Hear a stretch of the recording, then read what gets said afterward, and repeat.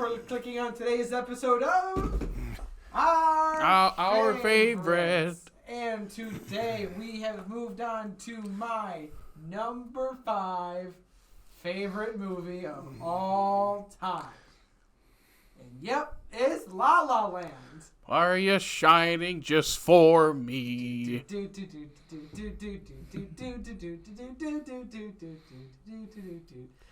Isn't that an 80s song, not actually like the song from the movie?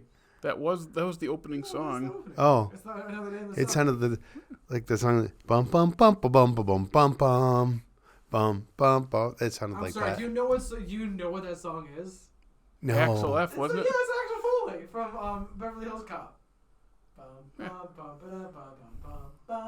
Is that what that song was in the beginning of La La Land? No, what I'm humming is Okay, now I hear the difference. Okay, we're good. I'm sorry, I have the fog. We should do like a mix of the two songs. I think about that day. I met him at a Greyhound station west of Santa Fe. West of Detroit. You shouldn't do anything. You were saying about this is your 5th favorite movie of all time, Dickey. You want to usher us into this? I really love musicals. I love to sing, be merry, be jolly. People don't like to be near you when you sing. Yes, that is true. But I like to have a good time, and musicals tend to be good times. And this movie, for about 75-80%, is a very good time. The whole thing is uplifting. What are you talking about? I'm sorry, Jake. Do you want to get right into this discussion? The ending is... I'm sorry that I feel complexity and sadness and I can find happiness. I'm sorry that I'm a 2005 emo boy. Leave me alone. You don't understand. The ending is both happy and sad. I know, it's wonderful. Bittersweet. Yeah. So what are you yelling? What's the whole argument over? I don't know. There's no argument. I just wanted to yell. Oh my goodness. Because yes, I don't know where I was going before I even went off on that train. I also like to derail Dickey. Well, it happens way too easily. Well, regardless, let's start with saying Damien Chazelle is one of my favorite directors. Told you he had a hard-on for him. Oh, I absolutely do. Which makes it even worse to say that I haven't still seen Babylon. You saw First Man, though, right? Yes. Everyone keeps forgetting it. Why? It's great. I know. It's really But like good. everywhere online, it's like they put like the picture, the 3 pictures from movies type thing. Yes. It's like there's Whiplash, La La Land, and Babylon. I go, what about First Man? And I was scrolling through all the replies, and there are people like, did anyone forget about First Man? Oscar-winning First. Did it win? It won special effects. I literally have, because I don't know what to do with it, a bus shelter of First Man, and I know Jared remembers that I have that, and I have nothing to do with it. But wait, what do you have? A bus shelter poster, the big one. Like, it's big a one. massive poster, and I just have nothing to do with it. Is it just his head in the helmet? Yeah. That's a big Ryan Gosling head. It's a big Ryan Gosling head. But I love Damien Chazelle. I really enjoy the way that he, First Man aside, that he incorporates music. There's music in First Man. There is music in First Man. It's really good. It should have won the Oscar, but had to be nominated first. Yes. I don't know why it didn't get nominated. No. It should have won. It should have. But I think, because I know he worked close with Justin Hurwitz, who I think I don't know if he wrote some of the movie as well for this, or if it was just the music. Chazelle wrote the screenplay. He and Hurwitz, when they were at Harvard, came up with the idea for the movie. They were shopping the idea around. I think he had wrote a draft or some part of it as early as 2010. I'm sorry, are you talking about La La Land or First Man? La La Land. Okay. La La Land now.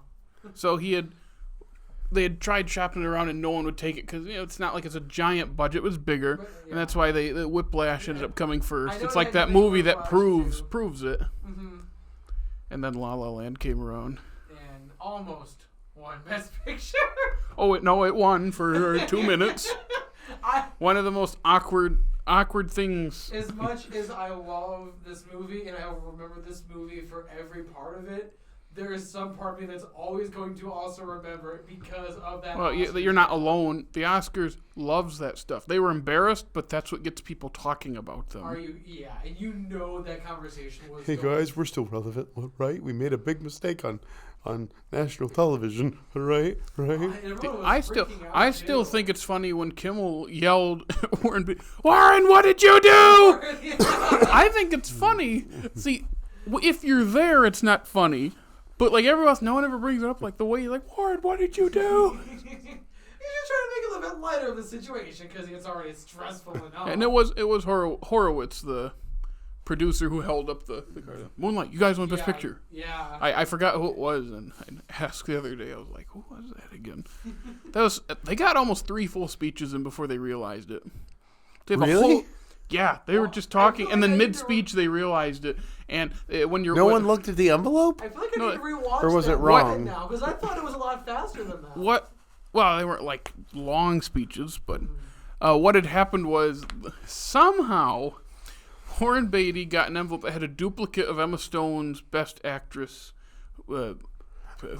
ballot thing, card, whatever you call it. So we saw Emma Stone and... He saw La La Land next to her name, so he read that. He just read what was on the card. Mm-hmm. And then the whole thing happened, and they got the right card, and that's the meme of... Yeah, so... And then, so you do have it's like you have a full group of people up there, because it's not just the producers, like the whole movie comes up there.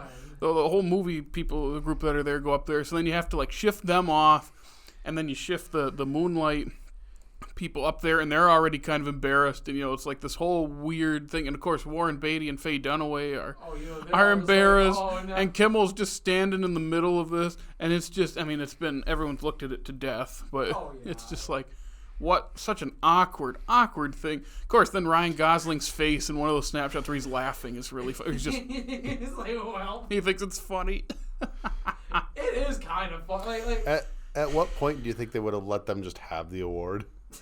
Just out of too much awkwardness. Yeah, like, well, crap. Well, it's too but then late it comes out like, but Moonlight actually won. It's like, how are people going to react to that? I don't know. It depends on how people reacted to Moonlight in general, I guess. Just don't let it come out. It is funny chatting with our dear old friend who was Hammy, who was on the podcast before, just how, like, I haven't seen Moonlight since theaters, so I'd have to watch it again. I always have liked La La Land better, and I think he said, like, it's great that Moonlight won. It's just, you don't hear people talk about it as much anymore. La La Land has the staying power. I haven't heard Moonlight talked about since the year it came out. To be fair... it's also the same with a lot of Best Picture winners. They don't necessarily, or they're not always the ones that are talked about the most. So it's not just Moonlight, La La Land. Like that's happens often. Yeah, you'd think like La La Land and Moonlight would stuck around for a bit because of the whole thing. But like even not like look at the Nicole Kidman AMC ad has the Lovely Night shot from like the La La Land in there. True. So like it's still around in culture a lot more than Moonlight is. So that is true. I cannot believe they referenced that this year. It was this year's Oscars. Oh, I thought I heard him say that. Yeah, probably. Someone finally let Nicole Kidman out of that. Yeah. Anyway, back to La La Land. And we're talking about, yes, it is still cultural. I still feel like I've seen people rip off of like the opening. It's the opening sequence. Like that's pretty like memorable and easy to just joke on. And I just rewatched I think the number that really stood out to me this time was the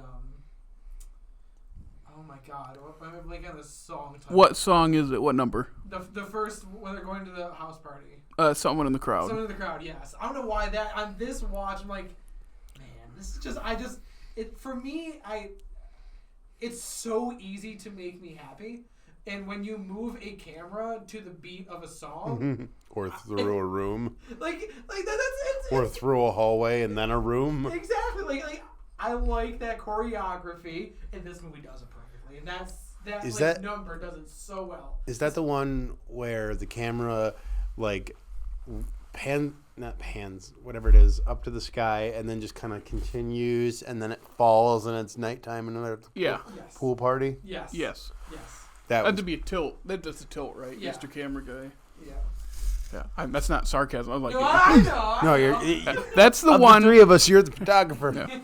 Yeah. That's the musical number where 7 years ago when the movie came out, my friend and I, when we watched it, that was like one of our like criticisms, or mainly him. I kind of just agreed with it. It wasn't really mine. He's like, during that musical number, he's like, I love the camera movement.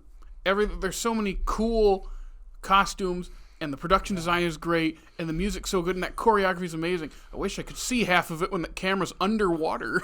I go, it's not a criticism. That now, I wouldn't call it a criticism, but now it's like, yeah, it's kind of just spinning underwater for a second. It's like, there's so much happening. I kind of want to see more of that. But I don't know. I don't know. I really love like the that. shot, though. So that's the thing. It's like because it's one of those like half in, half out where you're spinning around and you're seeing, but the water's splashing on the camera. But we literally go underwater when a guy jumps in, just following him, while the song is the upbeat part, and then when it goes up, you see a little bit, and then it spins so fast it's blurry. And I remember thinking, I kind of wanted to see more of that. But I get it's that. not a criticism. Like, when you're 20, you say one thing, but now it's like, I wouldn't call that a bad thing. It's just one of those.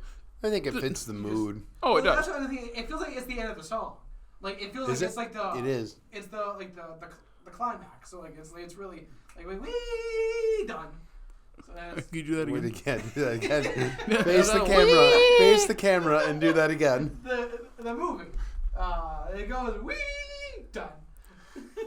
I love how it ends on the shot of the no parking Yeah, zone. see, that's what Just I'm to saying, walk the home. we Oh. done. First, it was like, walking home like that all by yourself is bad enough, but in those heels too. Oh my god, I could not even imagine. In LA, I've never been there. It's pretty spread out too, isn't it? Yeah. So. No, it's wide. So that's a lot of walking. But then that's how she runs into Sebastian the second time.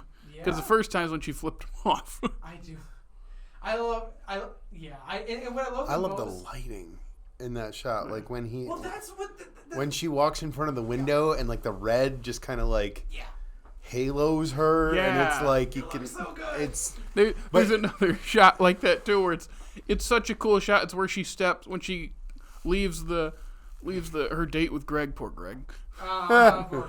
Whatever, it's Greg. Yeah. But when she leaves and she walks into the movie theater, she goes right up on that stage and stands in front looking for him. And I go, and I lean. I watch it with Hammy, and I lean over. I go, I've never understood that. Like that's pretty rude. He goes, it's a cool shot though. I go, yeah, I know. It is a cool shot, but it's like, get down, get down. You would be so annoyed if someone did that. Yeah, I'm trying to watch James Dean. I was in the theater trying to watch this, and you're standing up, and they're like, "What are you doing? Get out of the shot! Get out of the shot!" Get out of the way. And it's also like, if you're staring at the audience with that projector on you can't see anything. Yeah, but it's also it's not. Again, it's a cool shot. It's all about. It's not important. I mean, because you're talking about at that point two different dreamers, and it's kind of like you're in their dream world ish. Yeah, absolutely. Kind of thing. Oh, how about that shot when they go to the Griffith Observatory? They go into the planetarium. And it's after they float up and it's them spinning in a circle, then the planet, they go behind the planet. It's it's some of my favorite music from the movie. It's one of my favorite things. And then of course they had to film the landing backwards. Yeah. So it starts here when they're kissing, then it backs up, and then they lift off. That's why they land so smoothly. I read about that. I didn't notice that from watching. I read about that. That's cool. That is one of my. It is such a good scene. I'm glad you mentioned where they go up and all this. It's just that moment when he realizes, like, because his scarf or handkerchief thing comes up, and he just, and the music oh man. I know for me, well, first I want to say this.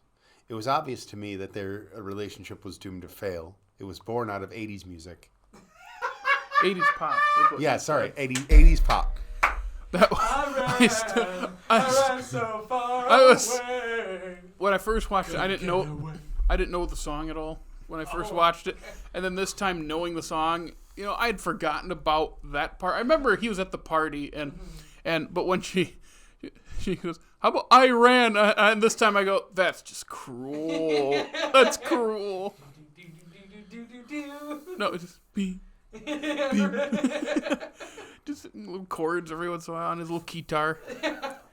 And then right at the part where he's leaving the party and the one guy who wants to franchise Goldilocks and the Three Bears. Oh, that's so... She goes, hey, George Michael.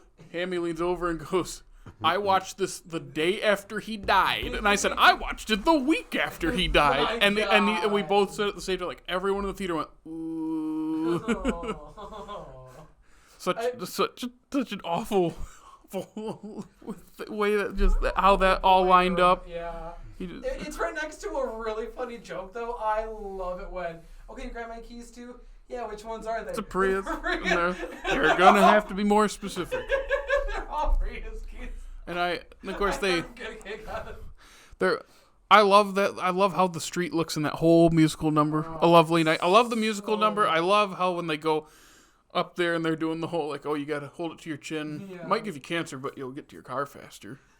Which, apparently I read also, like, because you're mostly made up of, like, water, that's why the electricity thing would work or something. And it doesn't give you cancer, but it sometimes works. I don't know. I have heard of that trick before, so you saw it on TikTok. Mythbusters, actually. Yeah. And TikTok. Mythbusters, TikTok. But Mythbusters did it first. Did they really? I definitely remember that episode. I'd never watched it. Yes, absolutely. But my experience with this film, and I got to tell you, the first time I watched it, I didn't like it that much. Really? Well, there's a little more to it than that. First, where were you? I don't want to say where I was because I don't want to insult. No, not like specifically. Like, what kind of... You were at like a gathering of sorts, weren't you? Again, I don't want to insult the people that I'm about to talk about. I would. I had just bought the movie, and my then fiance and I were over it. And they were like, we want to watch this because it just won Best Picture. And I was like, huh? It didn't. It did for 2 But they wanted to. But they are the type of talks while a movie is happening, which makes it very hard when it's a musical. Yeah. And a lot of the story is told through the numbers of the musical. So you can talk through some movies. You can talk through Don't Worry Darling. You can't talk through La La Land. Exactly. Difference. Anyway, I remember being like, so, when he goes back to the apartment and they're playing through, is it City of Stars? Is that the name of the song? Yeah, the second time, right? When they're playing it at the piano when he's trying to decide whether or not to join John Legend's band. Yeah, they talk about. Yeah, or did he come? No, he had already joined the band at that point. No, it's before because they go through that whole thing and he imagines the future of if he joins the band, and then he ends up alone in the apartment, which then becomes a self-fulfilling prophecy. Trying to remember. I just saw it. I don't remember. I thought they had both come home from working on stuff. And no, see, that's the thing. That's the thing. It is that they're playing it. They're sitting at the piano and they're talking about it, and he has this like vision sort of thing that they do in the end of the movie, where it plays out where he signs with the band. They go on tour, and then he ends up not being home, and then he ends up alone in the bed without her, and then they cut back to them at the piano. Okay, yeah. It's a vision thing. Mm-hmm. And I didn't catch on to the fact that was a vision. I was very confused. So that when the ending came around, I was even more confused. I was like, what is going on? Wait a second. This time, lo and behold, I liked it a lot more because I could engage with it more. That tends to happen when you can actually follow what's going on. Yeah. Yeah, just out of rewatch, you're always gonna. I feel like you always remember the first time watching it, and the first time for me was in the movie theater. And you bawled your eyes out like a little baby, didn't you? Absolutely. So did I saw this movie 3 times in the theater. Saw it twice. And I think I cried. I cried both times. Every single time. I didn't cry this time. I actually did not cry this time either, which is very surprising. Wow. I know. What were? How many times did you cry during the movie in the past? At least 2 or 3 times. Okay, I cried at 2 parts. Both times I had seen it because I watched it in theaters twice, and the same part came up, and I cried again. Both times I'm sitting there like, are you kidding me? What part gets you? I want you to guess real quick. What do you think are? What do we think? At least guess one of them. They're both in the third act. Oh yeah. That's the easiest way to. Yeah.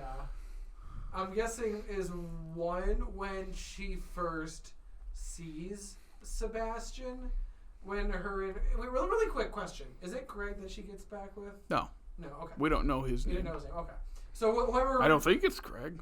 I hope not. I wasn't sure actually. Poor Greg. Yeah, poor Greg. But regardless, is it when her and her new husband? Is it the first time they see Sebastian in his new club? No, it's the audition scene.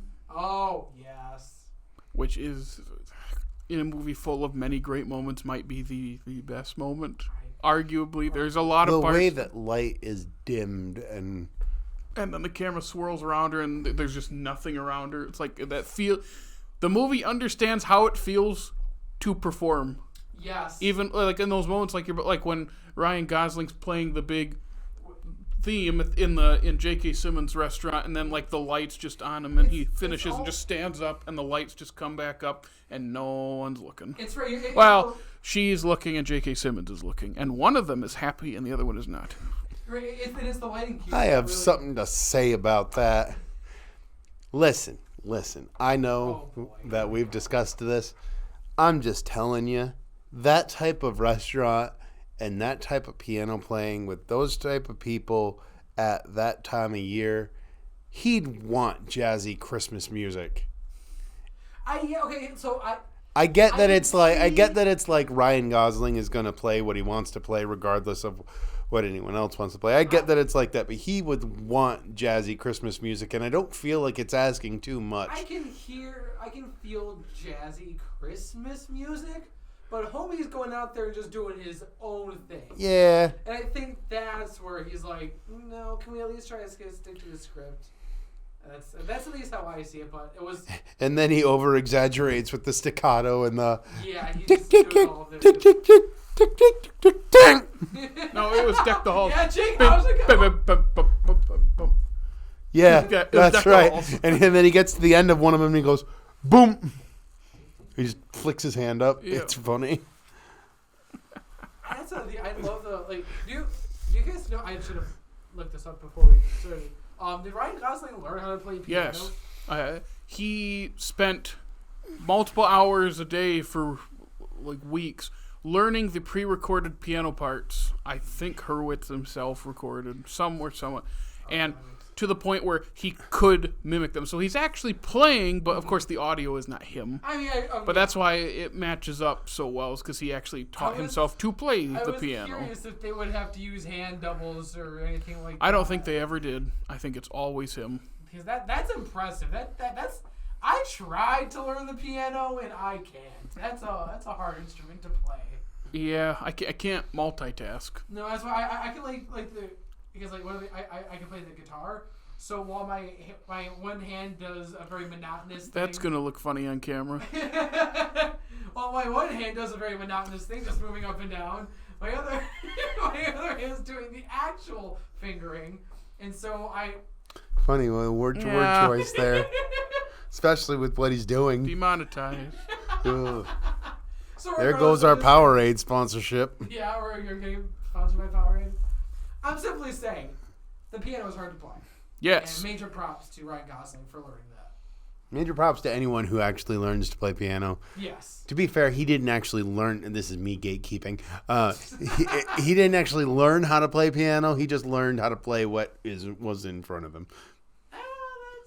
Which is how some people learn how to play piano. I get it. Technically, I learned how to play guitar as I just started learning songs, and it just went from there. So yeah, it kind of works that way. But, do you have anything else I want to mention? Well, Jake doesn't think, as we mentioned before, it's that sad of a movie, and we both do. Yeah. I just don't. How I is find it not sad? I find a lot of hope. They literally give up their love for each other, Jacob. But for something they better. Give up their. They Is it better or is it just different? It's what they chose. It's what they chose. They made each other better, and they made each other better to a crossroads where they were like, "Yeah, this just doesn't work anymore." Yes, and that's sad. Why? Because it's still a connection that they lost.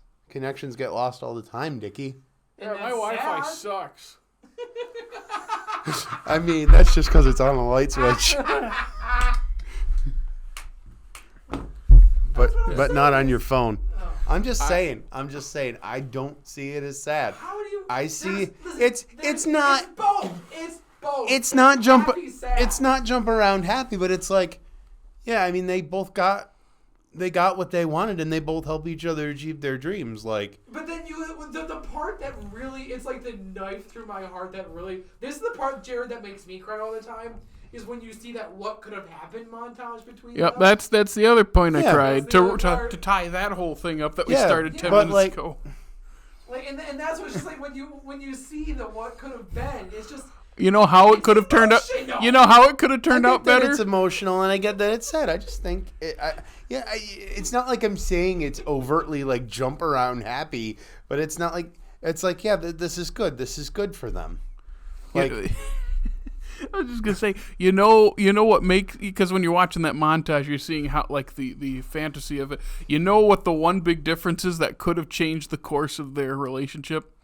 If he wasn't an a-hole to her the second time they saw each other, when he just bumps into her, shrugs her off when she tries to tell him at the restaurant. If he doesn't do that, not saying he just straight up kisses her, but if he doesn't act like an a-hole, maybe things are different. Butterfly effect. Yeah, honestly. You never know. It's just, and it probably wouldn't play out the same. It's just funny how in the fantasy that, of course, would be different. Yeah. The thing that and this is stuff that makes me get all melancholy, is Chazelle talked about how he got the idea for the story because he wanted to do like the musical before, but when he came up with the story, it's like focusing on those people that come into your lives that change you forever and set you on that path, that are just no longer in your lives, and he found that sad because they're important and it's necessary. It's just I don't find it sad that. Well, Jake, if you would like to bring your heart in for us to eat because you ripped it out years ago, I will gladly sprinkle some soy dust on it. Soy dust, great. Soy dust, great. What am I trying to say? I don't know what you're trying to say. Soy dust. Soy sauce? Thank you. Sprinkle. Yeah, I'm going to put it in my hand and sprinkle it. So just. I'm sorry. I'm a type of person that I enjoy being a little sad. I didn't say I didn't like being sad. I just feel sad. I don't find it that sad. I don't find it that sad. I'm like, yeah, they were really good for each other. They pushed each other to the point. Again, I just said it. They pushed each other to the point where they realized that they could not carry this out. And they made a choice, like adults do, to choose something better than what they perceived that they had. You see, that's the thing. I don't necessarily think better is the right word. I think it's just different. I think they chose to be more career-oriented rather than family-oriented. And that's... In the moment. I don't find that... completely fine. I don't find that sad, though. I just think there are relationships you have in your life that are not there for forever, and they position you to take more risks or better yourself in the long run. I don't find that sad. You are correct. I think what we're getting to is me and Dickey are sentimentalists. We hold on to everything. Jake doesn't. It's just we function different. Yeah. Me and Dickey are big babies. Absolutely. There you go. And that makes more sense. Jake am an emo is kid. A grumpy old troll. No, I'm an emo kid, bro. But yeah, and one of the things that I really love that they did is that they recreated the Rebel Without a Cause thing. I thought that was really cute. Just when they went up there after the film burned. and they went up to Griffith Observatory, and then had a shootout with the police. I got the bullets From the planetarium, even. Yeah, that's because that's where Rebel Without a Cause ends. In the planetarium? Outside it. Oh, okay. Outside the Griffith Observatory. Makes sense. You've both seen Rebel Without a Cause, right? No, I haven't. Oh. I know I should, but maybe the film's going to burn up when I'm going to go want to watch it. To sum it up with a BoJack line, it's, I don't get that. He had many causes. Like the whole time. So I'm like, yeah, he's right. What do you mean? He did have a cause the whole movie. That is where you get because, in The Room, Tommy was so basically paraphrases the quote, because in Rebel Without a Cause, like the first 10 minutes, he's at the police station. He goes, "You're tearing me apart." Oh, is that? Because then that's like, "You're tearing me apart, Lisa." Because Tommy was so loved it's so James much more Dean. derpy than that. No, it was, "You're tearing me apart, Lisa." Yeah, that's about how That's it basically sounds what he in the does. movie. But we're not talking about We're not going down that room rabbit hole, though. Oh, dear God, no. Yeah. Ryan Gosling's character, I know, in this, I know people don't really like him. And my whole thing is, yeah, he's a pretentious musician. That's, have you ever met them before? Yeah, That's how they act. It is exactly how a musician acts. Yeah, he's I kind related of to that character, not at myself, although at times in my life I have been a pretentious musician, but I know a ton of people like that. Yeah, and it's not like he's inherently a bad person. Just he has some quirks about him that can come off as mean. He reminds me of Jared. Who does? He does? Yeah. His sentimentality for that stupid stool. Yes, Sentimentality- he does. Sentimentality, yes. But he's really You're mean not to people. you're not a jerk like that, but you're the sentimentality for Ryan Gosling having that stupid stool that. The one that Hoagie Carmichael Yes. sat on? Yeah, Don't sit on that Hoagie Carmichael. I know, I was freaking out. Like, get off. He said get off, just get off. If you wanted to go try to sit on one of Jared's Blu-rays. Well, That's a little different. He has a sentimentality for history similar to Yeah. what's his name in the movie? Sebastian? Yes. Yeah, because it's Sebs. That's the name That's of right. Which I really do like that name for. I'm glad he actually went with subs, not Chicken on a stick. Chicken on a stick. No, it's going to be chicken on a stick. no one's gonna get that. Yeah, that would be something you'd say too. Yeah. I do like, because Really stupid. remembering how the movie progresses, I do like how she designed the sign, and you never see it until that moment where, she walks down the stairs and it's just the purple bluish neon on her face, and it cuts, and you know exactly where you are, but then it shows it says Seb. You go, that's really good. That's what. Yeah. I know you said this movie knows how it feels to perform. I think this movie also just knows how to make you feel, because that edit for that, and also just the montage of them when they first start hanging out and going on dates and stuff like that. It's just very happy. Everything they from just the color work to just the just the constant moving, and like I said, I like the bopping along with music, and they do that very, very well, especially showing them just starting to fall in love. That was in the summer months. Spring. That was spring months. Because that's what I think. I liked that they. Or was it somewhere in the middle? Yeah, I like they split it up by season. Notice how the movie stops doing musical numbers after they fight. I think they don't sing any songs until their audition. It almost stops. Really? Wait. Isn't when he sings City of Stars on the pier? That's way before. That's before they're even dating, I think. Yeah, it Is it? Okay. Yeah. There's the John Lennon. Here we go again. John Legend song. We did this earlier. And mine was worse. John Legend. You have the John Legend song, and then somewhere in there, because he goes on the tour and comes back, they have that long dinner scene where they fight, and he's a pretty big jerk during that. That's a pretty great song too, though. The one that they perform with the Messengers. Yeah. It really I is, like and that song. I get it. It's obviously not old jazz like. Yeah, it's good though. I didn't like it the first time I watched it. I was like, because you felt like Sebastian, which I think is kind of what you're supposed to feel like. But but no, it is. It's like I'm humming like we will start a fire. I will start a fire. sounds like you're rewinding the tape. I love the look that Sebastian gives John Legend when he turns on the electric drum set. Yeah. It's like, Yeah, he has the pad right there. It's such a. Or the other great look that I know he gives is when they're doing the photo shoot, and he tells him to bite his lip. He's kind of going. He looked like such a tool with that hat. It's the hat. It is the hat. And when he pulled the sunglasses down, and then I was like, what is that? Like, oh, God. I was going to say, though, but I think after they fight, I don't think there are any musical numbers until she auditions. Like, it stops. It like stops being a musical until she finds that inspiration again to act again.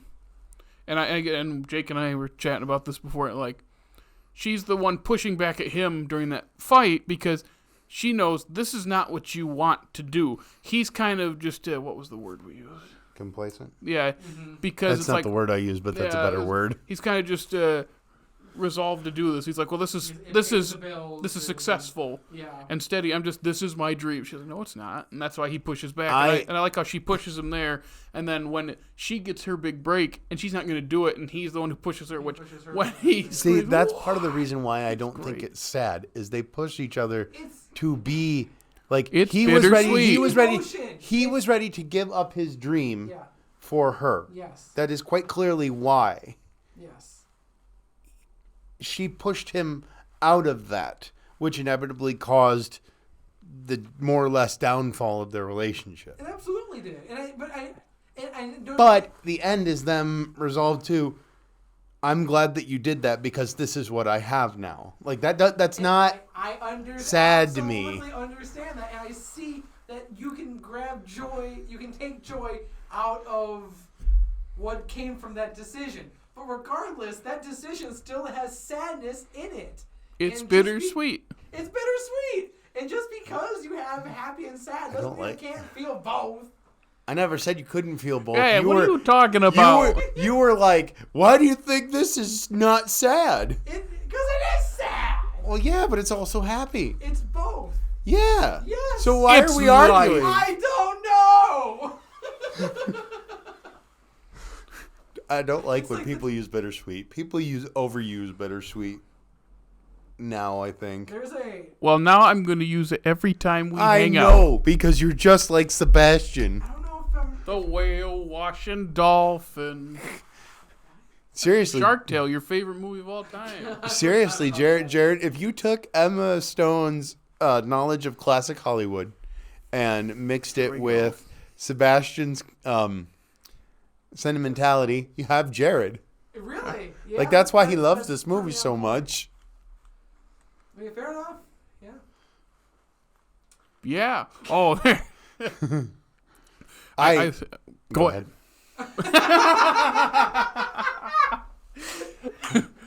I was going to say, some of the criticisms I read from people who hate it just because it's popular, are like, well, they're not that great a singer. They're not that great a dancer. And my whole thing is, it's because they're just people. That's the whole point. These are just people. They're not supposed to be the best singers or the best. They're not. They're people. I mean, this is supposed to feel more realistic in that sense. Yes. Who doesn't just go down the street whistling a song like that and then maybe start singing whatever dancing song. With someone's wife and he has to go like that was funny. I do that all the time. That was really funny. That was fun. Yeah, I just remember thinking like, yeah, of course they're not like world's greatest dancers and they're not these professionally trained singers. They're just two people. Yeah. I think it matches perfectly and they're not bad. They're actually pretty good singers.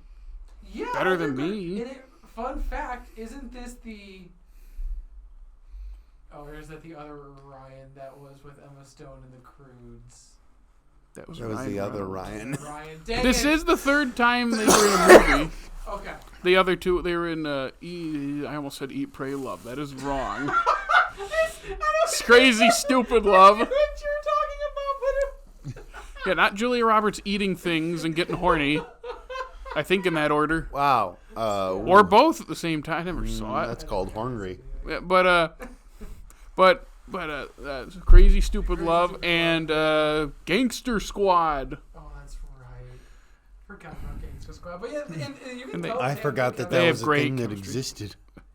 I Oh own my it. gosh. I own it. Around the same year, right? Like within a year or two. That's like 2013, I want to say.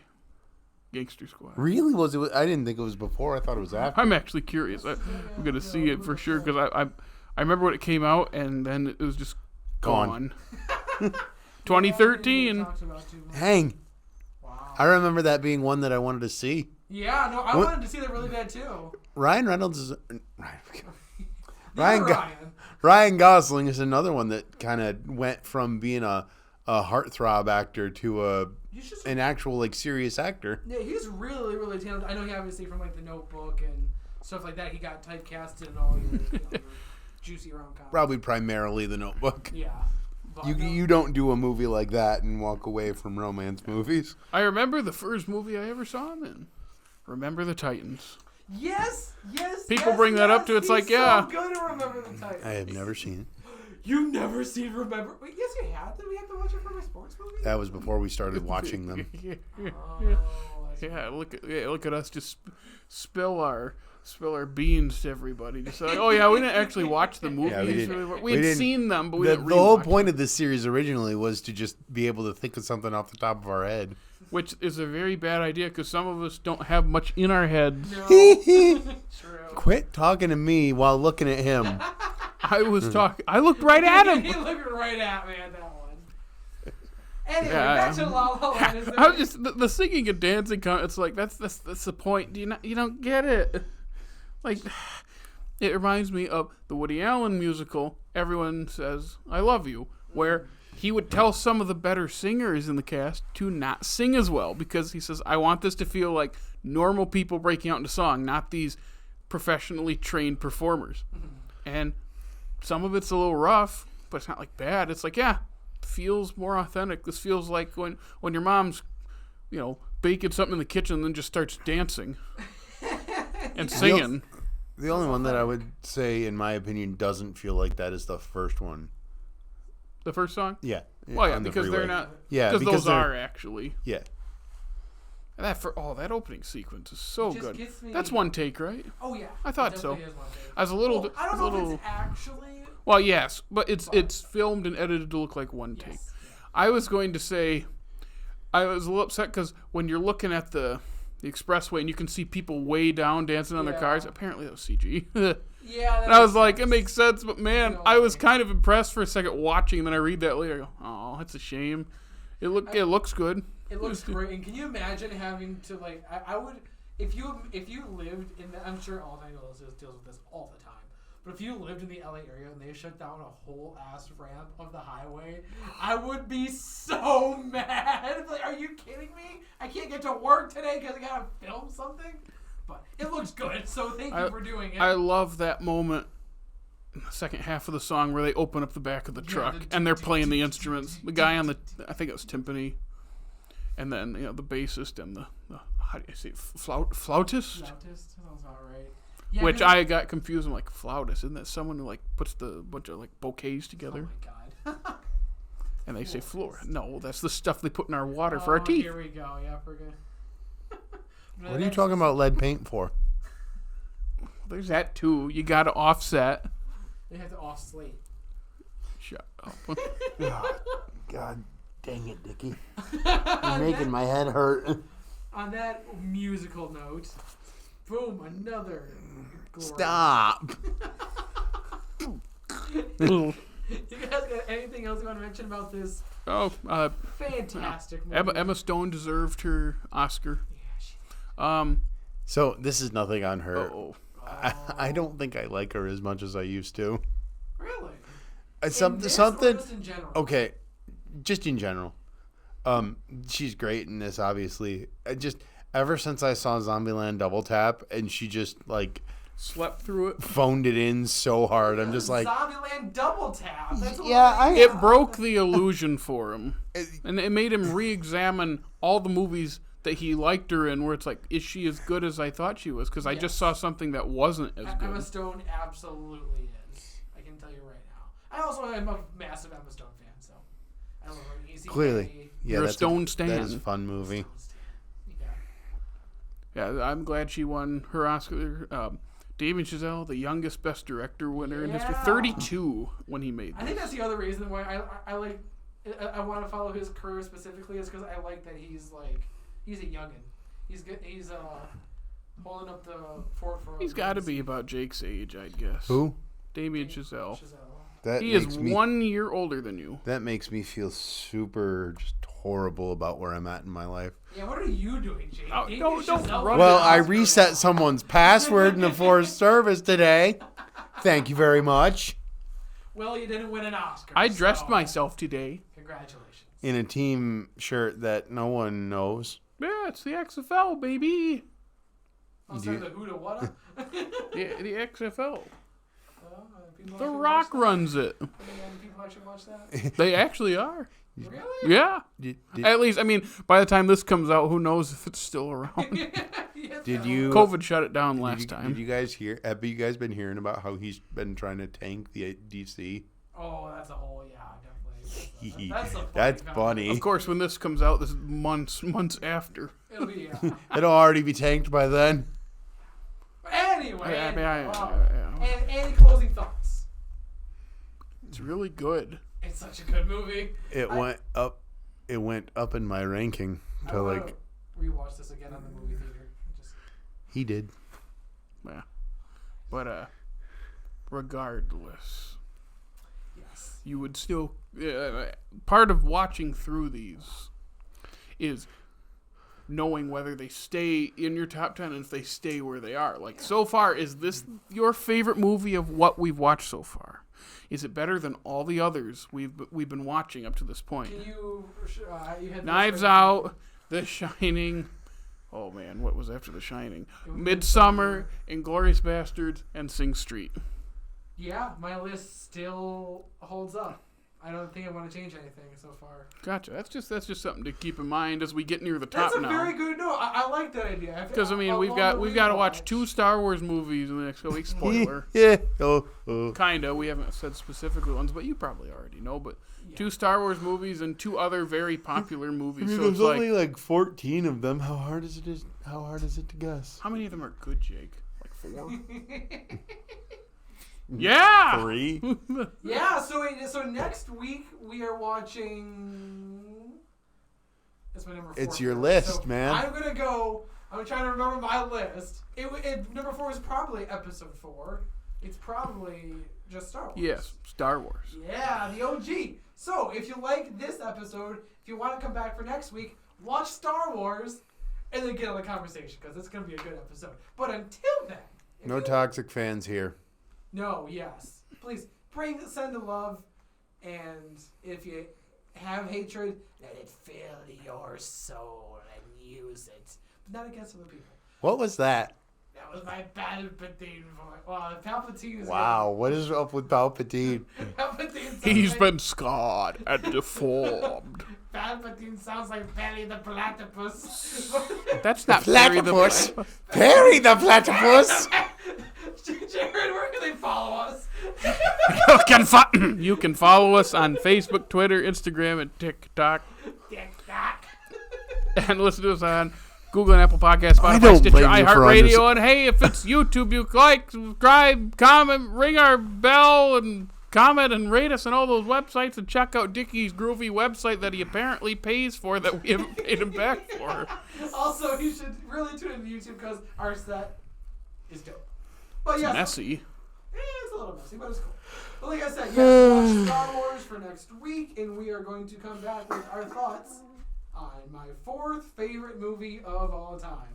But until the next time, thank you so much for listening to today's episode. Goodbye.